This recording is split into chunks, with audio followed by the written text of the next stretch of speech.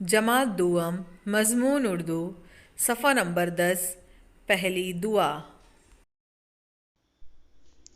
अस्सलामुअलैकुम वरहमतुल्लाहि वबरकातहू। प्यारे बच्चों, आज हम पढ़ेंगे जमात दुअम की पहली दुआ। ए खुदा सुन ले मेरी दुआ। ए खुदा सुन ले मेरी दुआ।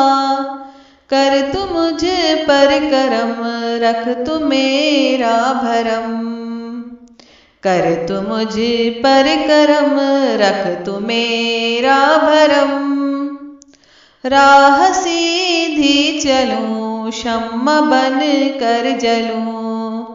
राह सीधी चलूं, शम्मा बन कर जलूं। मुझको सच्चा बना, मुझको अच्छा बना। मुझको सच्चा बना, मुझको अच्छा बना। सबसे उल्फत करूं, सबकी खिदमत करूं।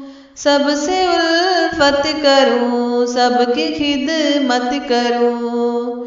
मैं करूं हर घड़ी तेरी ही बंदगी। मैं करूं हर घड़ी तेरी ही बंदगी। तू मुझे शाद रख, गम से आजाद रख। तू मुझे शाद रख, गम से आजाद रख। ए खुदा सुन ले मेरी दुआ। सुन ले मेरी दुआ। सुन ले मेरी दुआ।